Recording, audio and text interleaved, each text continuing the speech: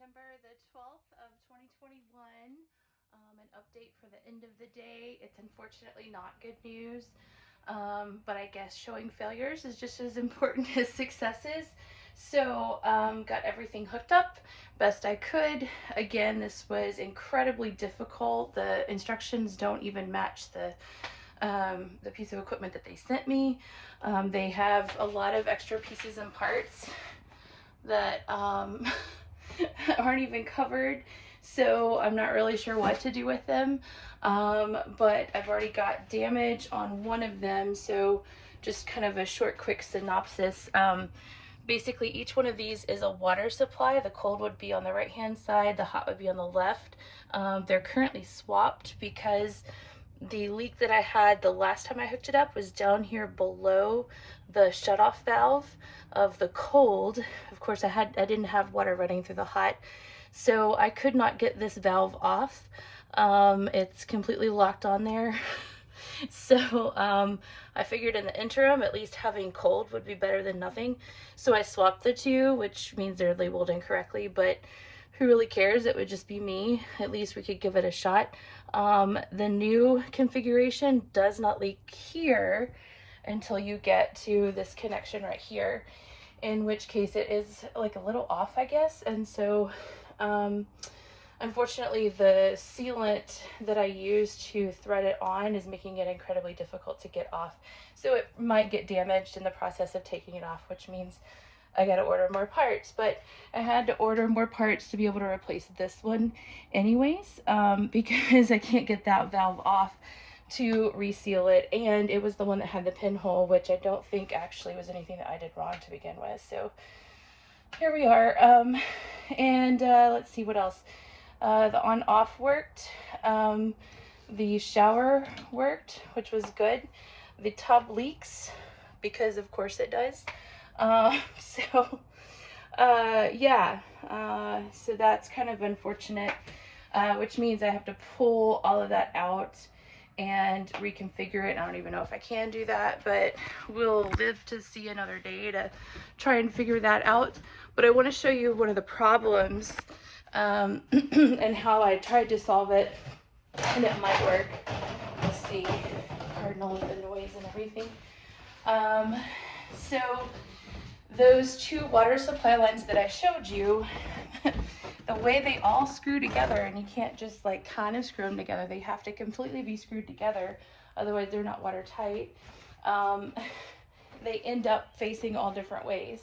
But the way the instructions tell you to start is they tell you to start by putting that first threaded rod through the floor and just build off of it, like it will somehow screw on and face the correct direction, which it does not.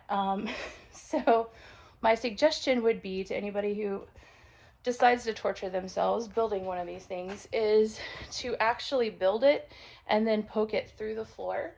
At which point I was screwing into PVC, and it also became a challenge to get everything completely tight. So what I'm going to do, and you'll see that's what I did here. If you look really, really closely, you can actually see two dangling braided connector cords. That's where my water supply is going to be connected. Don't mind the fact that there's also a leak in the bottom of that pipe, but that's okay. That's, I think, just a matter of threading it on tighter. Anyway, so that water supply line would come down, and then I could screw it on to attach to both the hot and the cold. That way you can get your pipes upstairs facing the right direction, and then you'll just be screwing on downstairs with just one of these supply lines. Kind of the same concept of the kitchen shower. The instructions say absolutely nothing about this, and they're not very helpful. So take that for what it is. Now, I'm not obviously successful anyways, so we will give it another weekend and try it out again.